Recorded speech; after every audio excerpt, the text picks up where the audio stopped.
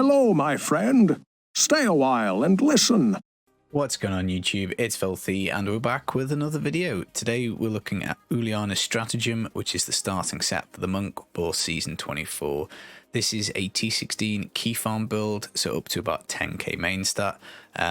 We can also farm GR90 in like 3 minutes with pretty much the exact same spec, but this is basically going to be a T16 guide. Uliana is so much fun to play. Watching the screen blow up with the 7-sided strike and exploding palm combo is a lot of fun. It's obviously not as fast as Wave of Light. Nothing is as fast as Wave of Light, except maybe at God DH, but people do like to argue about that in the comments. Patterns of Justice is probably also going to be faster than this, but this is more fun to play in my opinion, and it's a starting set, so we will work with what we are given. But before we do jump in, welcome to anybody who is new, and as always guys, a thumbs up greatly brightens my day. So let's have a look at Uliana. So the 2-piece, every third hit from our spirit generator applies Exploding Palm. In fact, actually, rather than read all this boring stuff, the TLDR, if you press this button, the screen will generally pretty melt. The only thing that won't melt is something with shielding. Rift Guardian will take 2 presses of this button to kill with all of the main stat Paragon stripped out. But if you had the Paragon in, it would just be a 1-button press. But yeah, let's go through the rest of it. And apologies in advance, you're going to get very sick of hearing the number 7. So 4-piece, 7-sided strike deals 777% total damage with each hit. All damage is reduced by 77% for 7 seconds after applying Exploding Palm. Now, that's quite a lot of damage reduction. We are pretty tanky. I'm still going to say for key farming, take the gold wrap, take the boon of the hoarder, take an avarice band on the follower, because we're lazy, we like standing in explosions. The 6-piece, the increased damage of Exploding Palm by 9,000%, and 7-sided strike detonates your Exploding Palm. We've also got the Flow of Eternity, so the 7-sided strike is increased by 100% and its cooldown is 60% reduction, which is great. So this button that kills the screen is on a 14-second cooldown, 60% of that is insta gone with the Flow of Eternity. So we can't just like repeatedly spam this over and over and over again, but it does come back very fast, and you'll see hopefully in the footage in the background that the clears are still pretty quick. We've got a Mad Stone in the cube as well. 7-sided strike now applies Exploding Palm as well as detonating it, which is pretty good. We've got a Lion's Claw. 7-sided strike hits an additional 7 times. And then a Fist of Az. Exploding Palms on death explosion is increased by up to 500%. Now we don't actually ever press Exploding Palm. All that happens is it just gets automatically applied and detonated, so we don't actually press this button at all during the rift. But we've got the cold rune on, so we want cold on our bracer and amulet. Bracer is basically going to be a Gundo gear. Exploding Palm's on death explosion applies Exploding Palm and has its damage increased by up to 100%. Now, I've actually gone for Rourke and for Leoric's Crown just for the cooldown. So obviously the more presses of 7-sided strike we can do, the faster we can do damage. But by all means, you don't need to take a Rourke. You can have the Uliana helm here. And then you basically just any other ring, convention of elements, perhaps something for a bit of damage. But obviously the more cooldown you can get, just the faster the build will be. We've got Focus and Restraint, so 50% damage when we hit with a spirit generator. You just need to make sure you hit something and it's 50% extra damage. And then the other part of Focus and Restraint is activated by the 7-sided strike itself, so that is perma up, you always get that. But yeah, over double damage with those 2 rings. Stone of Jordan and a Convention of Elements would work just fine. Broken Promises for some extra crit chance would probably be fine, but I just think this is the best way to add damage to it, is Focus and Restraint. Amulet, completely open, take whatever you want. Cold % damage and double crit would be great. When I was doing GR90s, we were doing Harmony passive, which is why we've got this, but Harmony obviously for T16 is useless. But yeah, just something nice with the socket with double crit.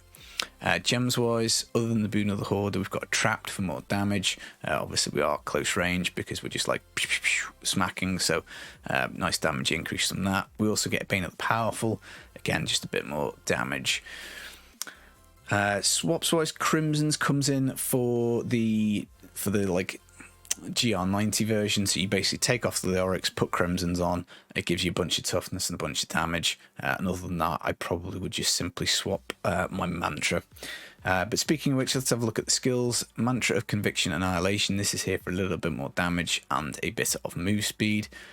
Way of the 100 Fists is literally just here pretty much for the focus and restraint, but yeah, for the GR speed version, obviously you will be wanting to potentially apply Exploding Palm, so you know, I would leave it on anyway for T16. Exploding Palm, Impending Doom, we've gone through. Epiphany Insight, this is here for spirit regen. You know, you could try Mystic Ally if you wanted, but I just like pressing Epiphany once every, you know, I don't know, 15 seconds or whatever it is, or 45 seconds. So, you know, again, pretty lazy. Seven-sided Strike, Sustained Attack. This is the detonation. Now this is physical, but obviously we're blowing up the palm, so we want the cold damage on the braces and on the amulet. And then to get around the map, we can obviously use Seven-sided Strike. This will, you know, get us around the map as well. But Dashing Strike obviously is teleport. We go for Quicksilver for 3 charges, but by all means, Way of the Falling Star to give you some move speed would be okay. Probably a bit of a toss-up. We've gone for passives wise. Beacon of Utah you definitely want for 20% cooldown. Fleet Foot you definitely want for some move speed.